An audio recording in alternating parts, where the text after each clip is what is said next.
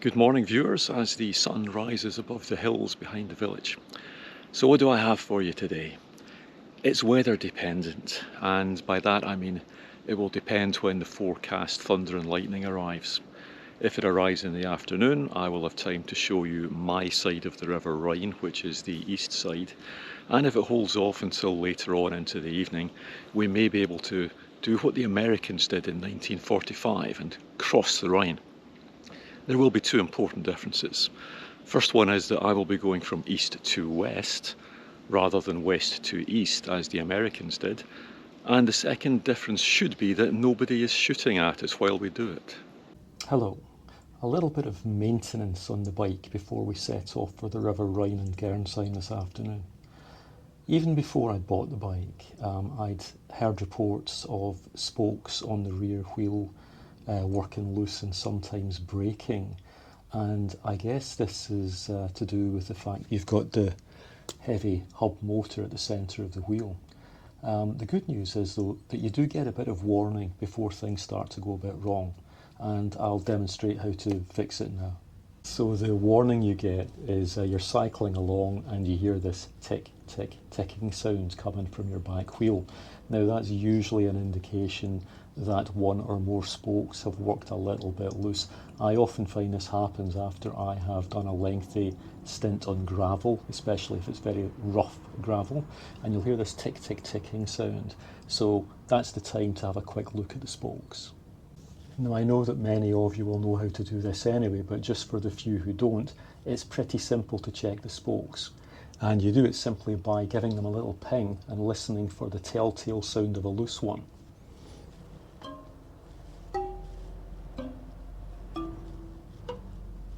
You hear that? And you can actually feel it's a little bit loose. So this one needs tightened a bit, but not too much. If you tighten it too much, you'll end up disturbing the balance of the wheel. But that's what you want it to sound like, not that. So you simply take your adjustment tool,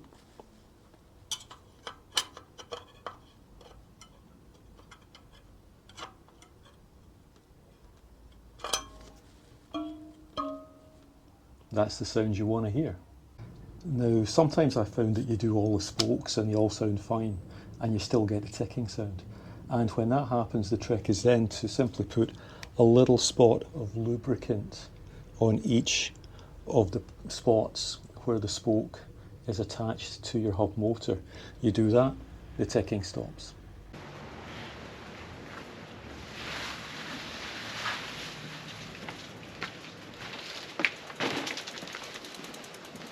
Where I am right now is to the west of where I live, about halfway between the village is at the bottom of the hill over there, and the River Rhine, which is over here behind me, about 15 kilometres away, maybe less than that. And the terrain down here is very flat indeed, all the way to the River Rhine. It's not the most interesting terrain down here, but it's the easiest cycling because it's so flat. Now what you see here is a bit of a wildlife success story. These are African storks. 20 years ago they were very rare in this part of Germany, but there's been a major push to improve the environment down here in the Bergstrasse. That's the Melibocus over there, so we're over towards the Rhine. And every year we get large numbers of breeding pairs coming back here now.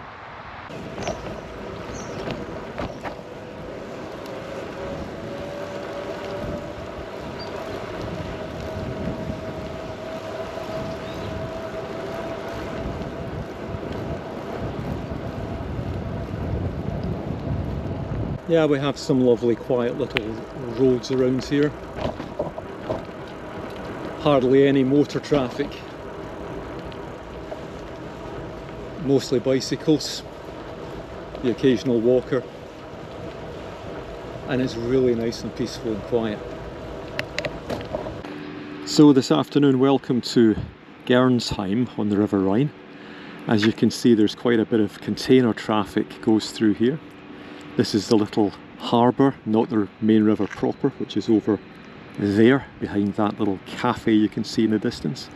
We've come from the other direction. We've come from east to west.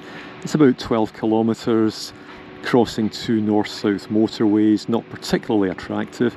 However, there are a couple of very good cycle paths. So here we are down at the River Rhine, and as you can see, there is a ferry on the other side which shuttles back and forward over to this side. And we'll be taking that sometime soon to go and explore the other side of the river. I've never actually done that before. Okay, so the plan is that we will set off down this side of the river. This is the east side of the river. And we will go down about 6 kilometres to where the American 7th Army crossed the Rhine in 1945. We'll then circle round inland back to Gernsheim. And if the weather still holds good, we will cross to the other side in that ferry you can see over there, behind the big barge. So what I'm going to do this afternoon is to cycle from north to south along the riverbank from Gernsheim, along what has turned out to be a rather rough path, and visit a couple of places you might find of interest along the way. So this is the point where the American division crossed the river. As you can see, they built concrete ramps afterwards for resupply. And it's kind of difficult to imagine what that must have been like now, because I don't think it was unopposed. The guys in the small boats would have been under machine gun fire, heavy mortars, etc. Difficult to imagine today. Now here's the other place I wanted to show you. You can see the Rhine over there. We're about 10 kilometres upstream from our last location. And as I pan round, you can see Biblis nuclear power station. You can see the two reactor domes there. That was one of the last nuclear stations to be closed down here in Germany. And what triggered the rush to close it down was Fukushima. Right after that, the Germans decided that they were going to decommission all their nuclear power stations. So these days, the only commercial activity going on here, down at the power station, is the big barges going up and down the river. There's one going by now. So heading back from the power station now, and as you can see, looking east, the land between the river and the range of hills that marks the beginning of the Odenwald is as flat can be. And the highest of the peaks you can see there is the one behind where I live. So that's where we're heading. Okay, well that's worked out very well. Here comes the ferry. And the weather still looks alright, so we'll catch that ferry across to the other side and have an explore around there. Well, this is most exciting. It's been a good long time since I've been on a ferry of any description. Oh, we're nearly there already. Good, I didn't have time to get seasick. And there's where we were earlier. Round the corner on the left there, a few kilometres, is where the American 7th Army 45th Division crossed the Rhine.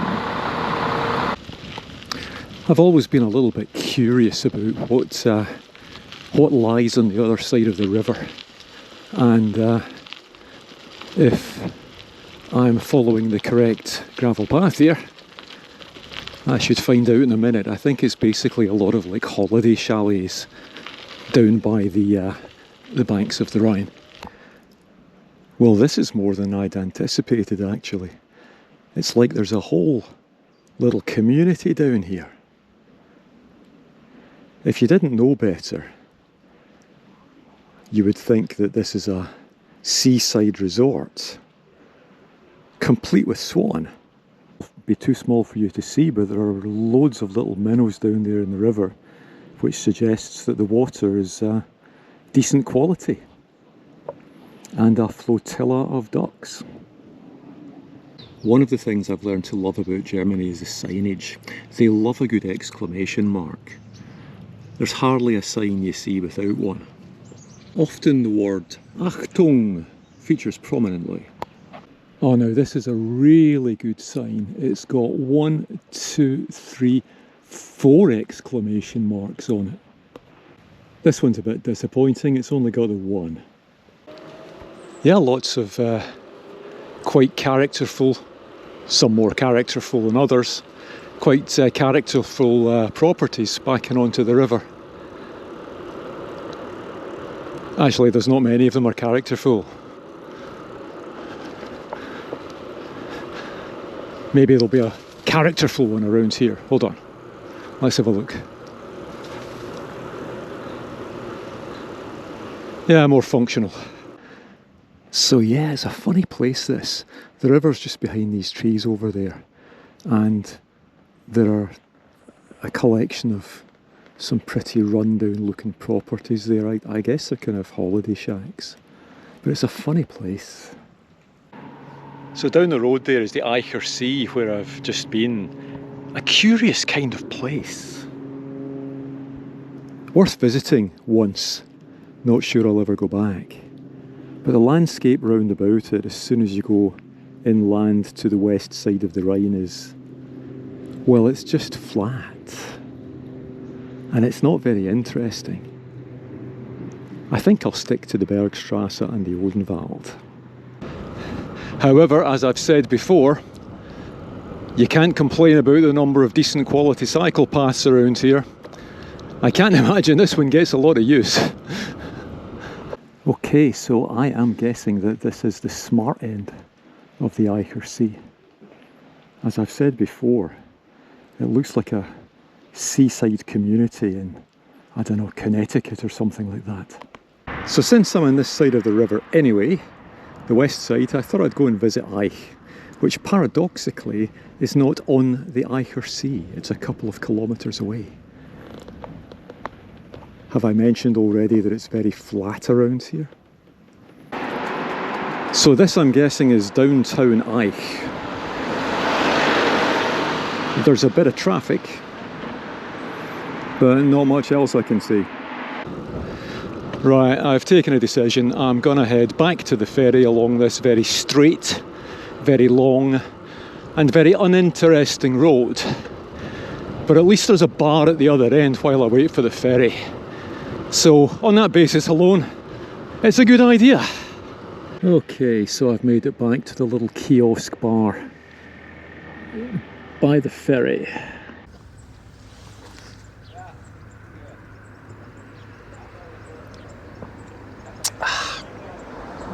So I know I usually do a piece, so what did we learn from today's bike ride piece at the end of the day when I'm out walking the dogs, but I thought I would do it here today since I'm hanging around waiting for the ferry. So what did we learn from today's bike ride? Well, I think we learned that I don't need an e-bike to do this kind of thing. If all my cycling was done on this side of the river, I wouldn't have bought an e-bike in the first place. A lightweight road bike would be fine. So the good news is you can ride around all day on the bike without a problem. The bad news is, why would you want to? I've kind of seen everything I would want to see on this side of the river in about an hour. And let me put it this way. I'll be doing about between 6 and 8 episodes depending on the weather in September. And this is the only one that I will be doing where I would not need the assist on the gain to do it. Okay? So if I was riding around in this kind of environment all the time, I wouldn't buy a gain. Don't buy a gain. But if you're going to do the kind of thing that I'll show you in the other episodes, and you have a bad knee like I have, or something similar, maybe buy a gain. And if I can be serious for a few minutes, I didn't do my research about that crossing down the Rhine there, as I should have done earlier. I've done it now. And on the 28th of March, in the wee small hours, the 45th Division of the American 7th Army crossed the river. It was not an unopposed crossing. There was a fierce firefight for the first hour and a half. And it must have been terrifying crossing the river, because it's quite a big river, in these wee small boats under heavy fire from machine guns and mortars and stuff. So in the unlikely event that anybody connected with the 45th is watching this video, on behalf of all of us here enjoying our freedoms in Western Europe, thank you for your contribution to that. Chapeau. Okay, so that's it for today's episode. Thank you for watching, and I hope you enjoyed it. I hope you enjoyed it more than I did. Maybe see you next time. Now then, I hear you ask, where did all the ducks go? Well, the answer is that they're in heaven. Heaven's full of them. Three friends are out cycling one day and they have a terrible accident. They get hit by a truck. All three of them are killed and they disappear off up to heaven. St. Peter's waiting for them at the gates and he's got his clipboard in his hand. He says, looks like you've been good guys down there on earth. Excellent news. And I see you're all cyclists, so we're going to provide you with nice Orbea gains for your time here in heaven. And then he says, oh, there's one thing I forgot to tell you. We have a highway code here in heaven, and it's much the same as the highway code down on earth, with one important exception. And that exception is that heaven is full of ducks, okay? God likes ducks. So you've got to be really careful not to run over any ducks. If you run over any ducks, there will be serious consequences. So they're out on their first bike ride and they're speeding along, having a great time. They go round a corner very fast. The road is full of ducks. One of the guys runs over a duck and kills it. St. Peter immediately appears in a puff of smoke. Now, St. Peter has a woman cyclist with him, and she's just awful. She looks like she hasn't had a shower for weeks. Her hair's a mess. She looks kind of angry and stupid. And there's just nothing good to be said about her at all. Okay, she's just an awful person. And St. Peter produces a pair of handcuffs. And he handcuffs the woman to the cyclist who knocked over the duck. And says, now you will be together forever. And all three of them disappear in a puff of smoke. The two remaining cyclists look at each other and say, oh, that wasn't good. We don't want that happening to us. We need to be super careful cycling around here. And they are. So several weeks pass. And one afternoon they're out having a cycle around. And it's a beautiful day. Beautiful day. Well, it is heaven after all. And they stop at a roadside bar. And being heaven, it's a really nice roadside bar. And being heaven, the drinks are all free. They have a few drinks and they set off. They speed round a corner. The road's full of ducks. One of the guys runs over a duck and kills it. St. Peter appears in a puff of smoke and he's got another woman cyclist with him. This one could be the twin sister of the last one. She's just awful. He gets out the handcuffs, slaps one end of the handcuffs on the woman's wrist, the other end on the cyclist's wrist. Now you will be together forever, he says, and all three of them disappear in a puff of smoke. So now there's only one cyclist remaining and he's thinking, got to be super careful. Really don't want that happening to me. And he is. And for the following few years he doesn't run over any ducks. And suddenly it becomes 5 years since he arrived in heaven. And he's out cycling one day and St. Peter appears in a puff of smoke and says to me, just for your information, you've been here 5 years to the day and you haven't run over any ducks. I want you to know, well done, God's very pleased. And St. Peter disappears again in a puff of smoke. But a couple of minutes pass and St. Peter reappears in a puff of smoke. And this time he's got another woman cyclist with him. But this one's different from the last two. She's lovely. She takes off her cycling helmet, golden curls fall down. She takes off her dark glasses, she's got beautiful eyes.